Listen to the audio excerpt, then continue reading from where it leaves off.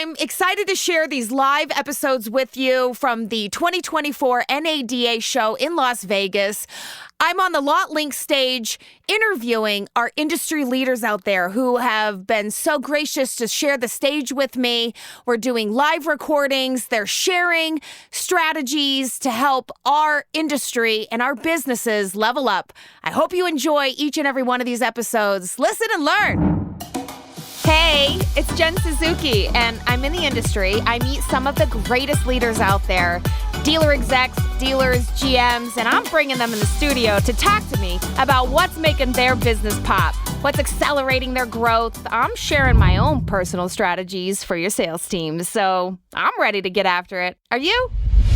Hey, everybody. Welcome back. Dealer Talk with Jen Suzuki. I'm here at the NADA show, and I have my friend and colleague Bruce Miller with us. Bruce Miller also had a previous episode. It was a fan favorite. Bruce shared a lot of adversities that he has overturned in his life. He has become car dealer from car salesman. A lot has changed, and I follow him on Instagram, and I see so many things evolving in your business. Welcome, Bruce, all the way from Louisiana. Yep. Thank you for being here. Good. Great to see you again, Jennifer. Great. Thank you for having me. And all the way from New Orleans, Louisiana. So Bruce has got used car lots, and he's been in the franchise world. Used cars seems to be a target right now. We've seen a lot of highs and lows in the inventory. We've seen highs and lows in the values of vehicles. We've seen values changing. We've seen it's like red flag all over the place because nobody wants to lose money. But tell me about your used car business and what's changed for you. What's going on? Well, it's a lot going on in the last 6 months. I mean, you have the values of vehicles dropping. You have banks. So in my space, it's subprime used cars. We have many banks that went under, banks that are changing their lending practices, banks that are shying away from independence.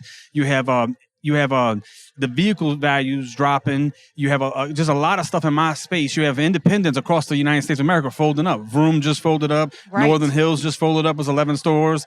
Multiple big independents are folding up because in the independent world, it's just selling cars. If you overpay for the car, you're going to lose money, and there's no way to make it up. Right? You might have some F&I profits, you might have a little service, but as being an independent used car operator, you eat what you kill. So it's been a challenge trying to adjust from. I was selling 60, 70 cars a month. Now I'm selling 40, 50. And it's it abruptly happened. Yes. So change in personnel, change in marketing, change in advertising. So it's been a challenge to get there. We made it through the end of 2023. We're here in 2024, so we got brighter days ahead. But it's been a challenge. Whatever's happening currently that the new car dealers are starting to feel now, we've been feeling since October. Okay, so you could almost project and forecast some of the bumps in the road for franchise dealers, but at the same time, you're still trying to get a grip on this. Obviously, you don't want the hemorrhage. So what are you doing right now to dial into? What are you changing? I'm looking at personnel. I'm looking at finances. I'm looking at advertising, marketing. I'm just only trying to stick with what works. I'm gonna give you an example. I have $2 million in inventory, and from November to December, that inventory went down 5%. That's $100,000. From December to January, that inventory went down 6%. That's $120,000. That's real money. Yes, I know. Yeah. So it's been a major challenge trying to transition to that, and it's happening fast. It's like falling from a tall tree. You grabbing onto each branch, trying to stabilize. Exactly. You don't want to fall and hit the ground. Yeah. What's the new normal? What's the new situation we're heading to? Luckily, we're heading into tax time. Things like that. Opened up another used car lot that's not on board yet. So they got brighter days ahead, but it's been a challenge, Sure. So, what's the correction here? So, a lot of times people say we have an affordability issue, which is true. It means buying different cars, things that the market, the customer, the demand is different. What their behaviors are changing. Yeah. What are you starting to see? What are you doing about it? I'm stocking less inventory. I used to pride myself on having 115 cars in stock. I had more inventory than any franchise dealership in my area, and I prided myself on having a big inventory. Mm-hmm. Well, I can't do that no more because the values are changing so rapidly. Mm-hmm. that I have to stock less cars. Mm-hmm. I have to keep a little bit smaller staff so my good employees can continue earning money. Right. And so letting some of the lower performing employees go, and just kind of bracing for the changes, so because it's happening like rapidly. And I'm hopefully, like I said, hopefully this is it. But what if next month is a new low? So you just got to be nimble and quick on your feet to brace for the changes. You have banks that subprime banks used to borrow their money at 9%, and they'd sell it to the customer at 18%. Right. Well, they're not borrowing that money at 9% anymore. They're borrowing it at 15%, and so the delinquencies and repos and all that's up. So their buying habits have changed, and so that started like summer of last year, and then the values of cars, and then so it's just a lot of things that are affecting the independent used car world. It's affecting your used car dealers in the franchise store. There's a big dealership that sells 200-300 cars a month that I sold 37 last month. They sold 47. Wow. Because everybody's struggling to try to figure out used cars now, Yes. So so as an independent, that's all we got is used cars. So yeah. So making changes, being nimble on the feet, being positive, and like I said, I used to go to the auction to buy 20 cars and come back, stock them in. Well, now I go to the auction to buy 4 cars, and I go to more auctions more frequently to be ready for the changes in the prices. Does it scare you that you're buying less cars? Because to me, if you're buying less cars, can you sell more cars? It does. It doesn't scare me as much because I'm like a shotgun approach kind of guy. I'd go to the auction, outbid everybody. Well, I can't do that no more. I got to be more calculated with my approach. So I'm still seeing good results. It just I'm not boasting a bigger inventory like I used to have. I'm still getting. I'm down 25%, but I have maybe 40% less inventory. So it's kind of like, I'm learning to adapt from that perspective. I'm only 2.5 years old. My business is 2.5 years old. So when I'm stocking inventory, I'm trying to see how high can I increase it? How far can I get it? So I think I reached a point to where, hey, I'm not getting past this certain number. Yes. Let me level down, try to figure, because my business is brand new, basically. Only 2.5 years is not that old. Yes. Yet you still have big banks behind you. Yep. Franchise dealer banks. Yep. Doing a lot of things right, and I want to see us really succeed at this thing.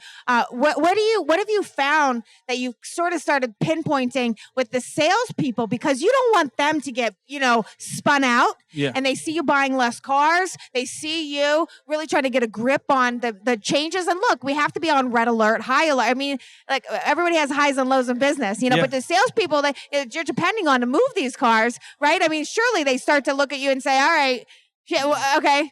You have to motivate them, keep them as a team member. You don't want anybody to bounce. I mean, tell me how you're addressing this with your sales team. It's relationship. The people that I have employed at the dealership are people that I've had previous relationships. They already trust me. They want to see me win. They want to see us win together. So as we're going through ups and downs, they're loyal enough to go through the ups and downs with me.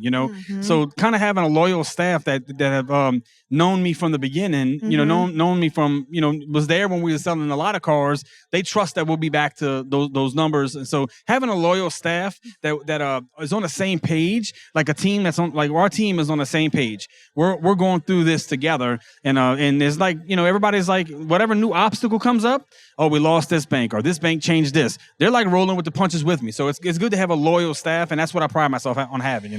This is a really big question. There's a lot to unpack in it, I know, but just top of your head. So a lot of times people will say, it's just our camaraderie. We work as a unit. But how do you get there? Because a lot of times people are not a unit. They are a slave to the customer, the sale.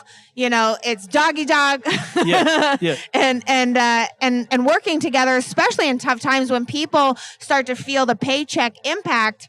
What happened prior, that's helped set you up for success today in these moments where it's a little bit more challenging? Just always, I've always been an employee first type of person. I've always went to bat for my employees. I always cared about my employees. I've lost high paying jobs fighting for an employee's bonus. So people already know that, and when we're doing well, I'll take them to Pelicans games. I will go here. We'll go do that. If somebody needs in advance or somebody needs help, I've always been there for them. So there's plenty of equity in that account. I've made deposits so I can make withdrawals. People who have a hard time of building a great culture, they don't make deposits. It's only transactional. If the business is only transactional, then you're not gonna get good. You're not gonna get people to that you can lean on and ask to help because it's just transactional. Right. A plus B equals this, But when you help people and you build a good culture, you can make withdrawals. Fixed Ops is the business center that drives reoccurring revenue and customer loyalty. With 84% of all monthly calls going to service, making sure every call is answered, responded to, and followed up could be daunting. Call Review Service Vision Pro changes the game on how Fixed Ops manages the phones. And with Service Vision Pro, every call is tracked and summarized so you always have full visibility into every call. And with Service Vision Pro, you're going to get real-time alerts that empower you to be proactive when it comes to mitigating potential issues that could be caused by unanswered calls, voicemails, broken promises, or you just want to be notified of certain keywords like recalls. That matters to you. Service Vision Pro's AI technology is helping dealerships take back the phones and creating a more positive customer experience. So if you're interested in elevating your service experience, head to callreview.com to get started.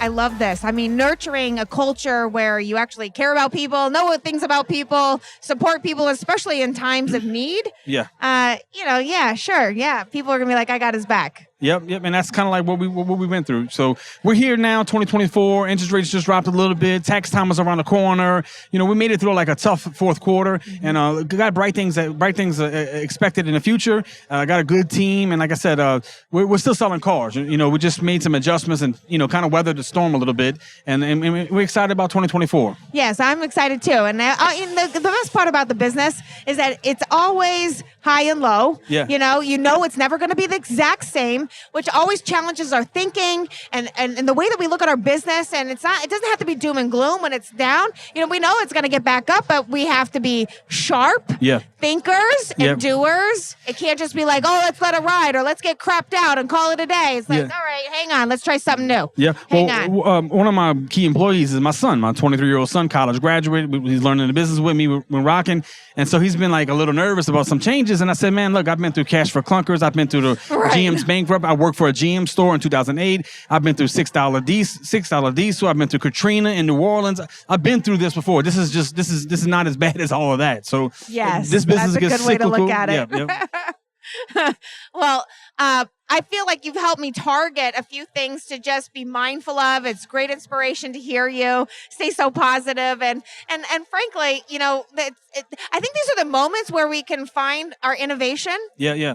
Look, during this time of like things like I own two used car lots. Well, both used car lots were opening in an additional location. So even though it's been down, we're still moving forward. So it's like taking a small step in my world. I'm taking a small step back to take a giant step forward. The spring and on, I'll have 4 used car lots, and I just had 2 used car lots. So we are moving forward. Oh yeah, we are like taking like when things are down, there's always an opportunity to take advantage of it. That's so right. we found 2 good locations. We're opening up two more. Gonna expand. Yes. Yep. It's all gas, no brakes. Okay. Tell me about that. By the way, if you follow Bruce, he always says all gas, no brakes. What does that mean?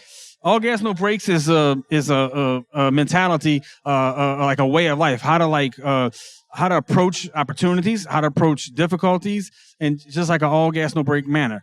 I have a cancer. I've been having cancer for 8 years. It's like a terminal cancer. I'll never like ring the bell at the hospital and beat the cancer. So it's something that I have to deal with every 2 months. I have to go get PET scans, and it's just so.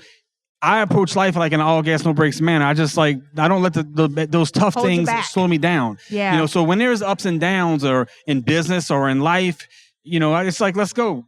I've been here before. I've been through worse, and let's keep pressing forward. Some people can't get out the bed over something minor, but I try to be motivational and say, look, this is what I'm going through, and I'm here. I'm fighting. I'm pressing forward every single day, and so I try to use it in a motivational sense. Like I was in the hospital recently last week getting a CAT scan. I came out my hotel room. I was catching an elevator. I had a hoodie on that said all gas, no brakes. The lady looked at me and she says, are you a race car driver?